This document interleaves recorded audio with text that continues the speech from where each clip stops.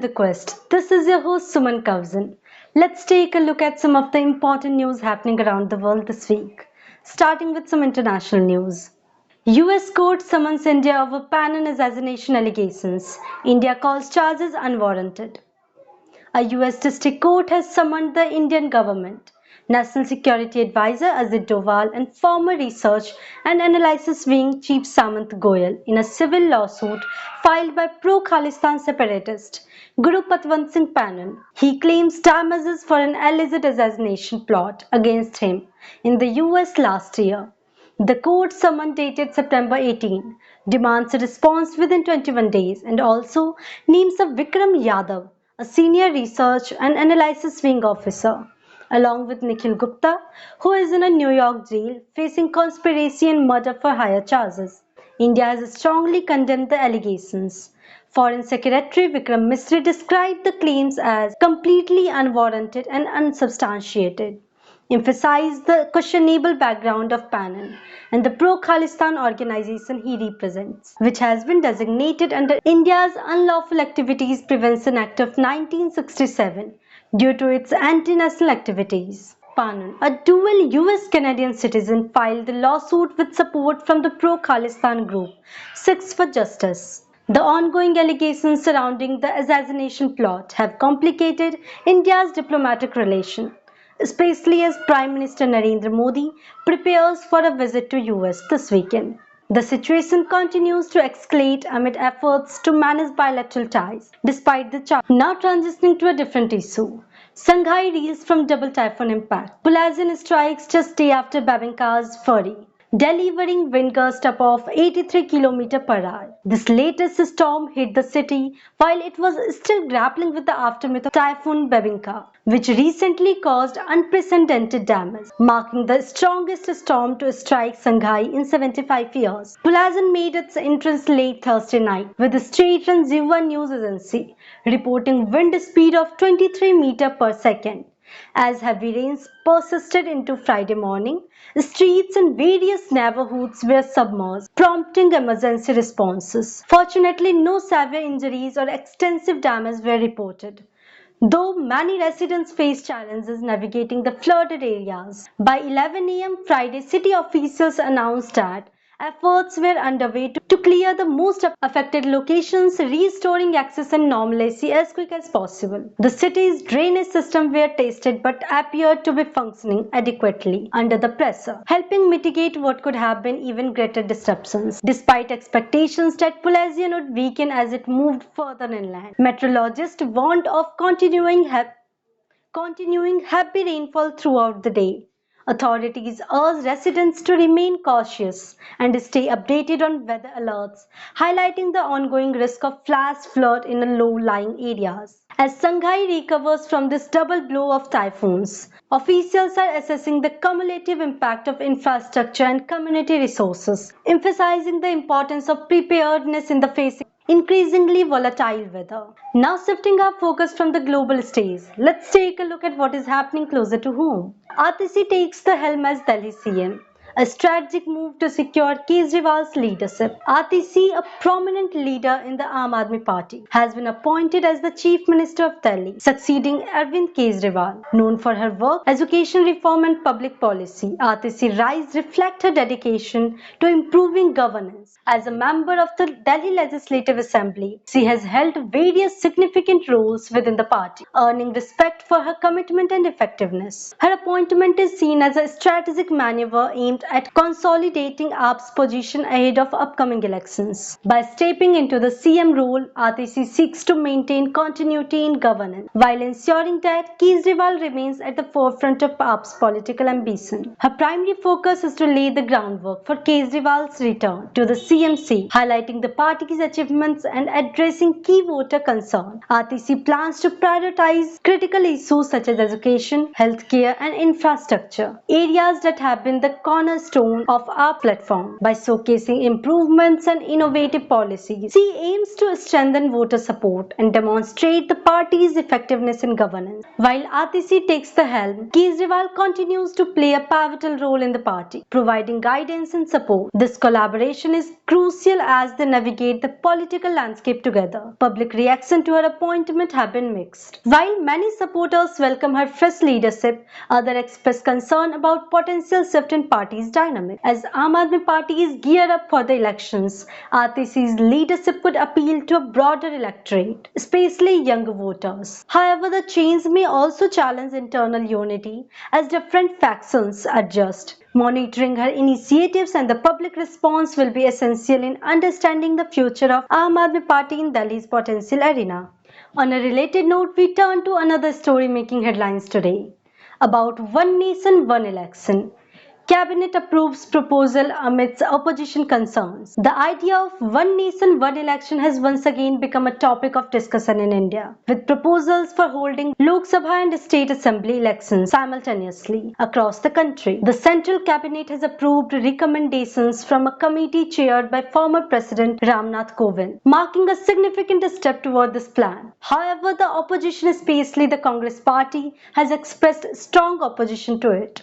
Rajasthan Congress President Govind Singh Dotsra raised questions about the feasibility of this plan, stating one nation, one election is not possible. It would require amendments to the constitution and they do not have the sufficient majority. They are doing this just to divert attention from their failures. He also urged that while the Women's Reservation Bill was passed, it has not been implemented. Similarly, one nation, one election is seen as merely part of a publicity campaign. Supporters of this plan argue that it would relieve the country from the frequent electoral processes and reduce election expenses. Additionally, it would give government the opportunity to focus on long-term development plans. However, the opponents contend that it would overshadow local issues with national ones, potentially harming regional parties and their identities. There are also constitutional and legal challenges to implementing one nation, one election. Conducting elections for such a large number of seats simultaneously could pose administrative difficulties. Furthermore, some political experts believe that this move could weaken the multi-party system and increase the risk of dominance by a single party. In response, a Congress MP commented, "This is a hollow slogan intended only to confuse the public." Now let's turn our attention to another news-making headlines. Big decision by Modi government. Farmers to get fair prices for crops. The Modi government has taken another significant step for farmers, increasing the likelihood of higher incomes. On Friday, the central government decided to remove the minimum export price requirement on the export of onion and basmati rice. The export duty on onion was previously set at 40%, which has now been reduced to 20%. Similarly, the MEP on basmati rice export has also been eliminated, potentially allowing farmers to receive better prices. Home Minister Amit Shah tweeted about the decision. The Modi government is promoting exports to ensure that farmers receive fair prices for their crops, enabling them to earn maximum profit. This decision has brought the significant relief to onion and basmati rice producing farmers, particularly those who cultivate these crops on a larger scale. Additionally, the government has decided to increase the import duties on crude palm, soybean and sunflower oil. Previously set at 12.5%, the import duty on these oils has been raised to 32.5%, while the duty on refined oil has increased from 13.75% to 35.75%. This move is expected to provide Indian soybean farmers with better prices for their crops, thereby boosting their incomes. This decision comes at a time when elections are approaching in states like Haryana and Maharashtra,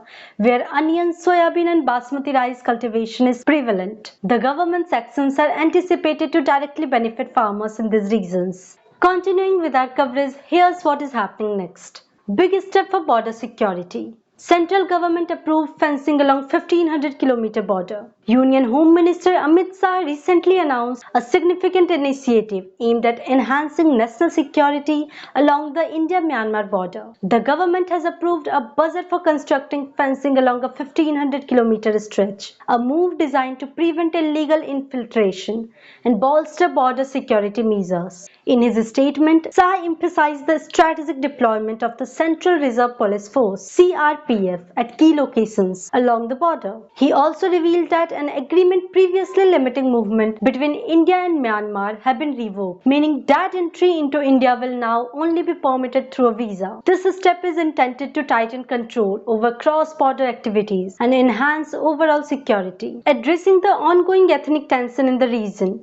Amit Shah acknowledged the need for dialogue with local tribes, particularly the Kulkis and Matis. He described the situation as ethnic violence, stating the sustainable peace can only be achieved through constructive conversation between the conflicting parties. The government is actively working on a roadmap to facilitate this dialogue and resolve the underlying issue. This initiative reflects the government commitment to restoring stability in the region and preventing further escalation of violence. With these measures, the authorities are hopeful that the situation will soon be under control and paving the way for lasting peace and security in the broader areas. The fencing project is seen as a critical step in addressing both security concerns and the complex socio-political dynamic at play. Turning now to another critical area.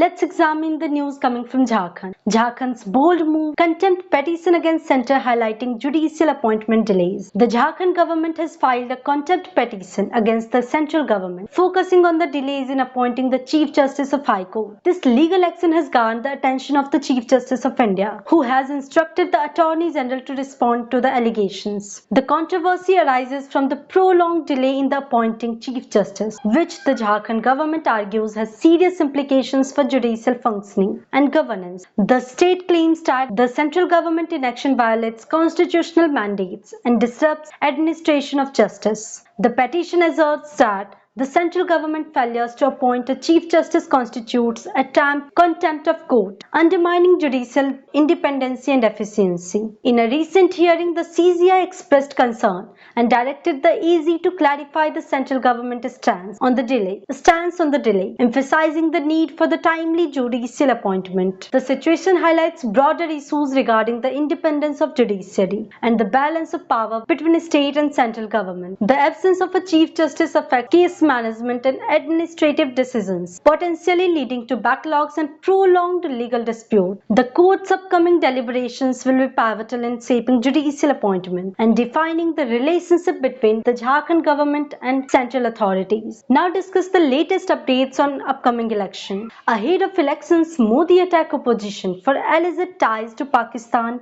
on Article 370 issue. As the second phase of voting in Jammu and Kashmir approaches, Prime Minister Narendra Modi criticized the Congress and National Conference for seeking to repeal Article 370, suggesting they align with Pakistan's agenda. Speaking at a rally in Katra, Modi claimed that support for these parties would bring back the era of violence in the region, as echoed by the comments from Pakistan's Defense Minister. He stated that the National Conference Congress alliance has been exposed for wanting to implement policies detrimental to Jammu and Kashmir. Modi also targeted the People's Democratic Party, claiming that these three families have harmed the region's youth and educational opportunities. He emphasized the government's development initiatives, highlighting projects in infrastructure and education, including the reopening of schools and the establishment of new colleges. As a separate rally in Srinagar, he vowed not to allow another generation to be lost to violence, asserting that the BJP's focus on progress and employment. At a separate rally in Srinagar, he vowed not to allow another generation to be lost to violence, asserting that the BJP's focus is on progress and employment. Modi also mentioned the symbolic public holiday declared for Maharaja Hari Singh's birth anniversary, stressing cultural respect and the promotion of local heritage. In response, National Conference leader Omar Abdullah criticized Modi for deflecting attentions from governance issues, arguing that the BJP's focus on attacking political opponents reflects its failures. The election atmosphere remains charged as the various parties vie for the influence in the region. Now shifting gears from national affairs, let's dive into the world of sports, starting with cricket. Ashwin's century and Bumrah's 400 wicket highlighting India's dominance over Bangladesh in first test match of the series. Ashwin's century and Bumrah's 400 wicket milestone propel India against Bangladesh. In a thrilling display of cricket, Ravichandran Ashwin scored a crucial 113, leading India to a total of 376 all-out on a day 2 of the first test against Bangladesh in Chennai. His standout performance came in tandem with the Ravindra Jadeja, as the duo formed a remarkable 199-run partnership. that turned the game in India's favour. Despite fast bowler Hassan Mahmood's impressive effort of 5 wickets, Ashwin and Jadeja's partnership proved pivotal, showcasing their resilience and skill under pressure. Adding to the celebrations, Jasprit Bumrah marked a significant milestone in his career by becoming the sixth Indian bowler to reach 400 international wickets. Achieving this remarkable feat in just 227 innings underscores his status as one of the premier fast bowlers in the world today. Bumrah's consistency and effectiveness have made him a vital asset for Team India across all formats. As India takes control of the Test match, the contributions of Ashwin and Jadeja in the batting department, along with Bumrah's milestone, highlight a promising future for the team.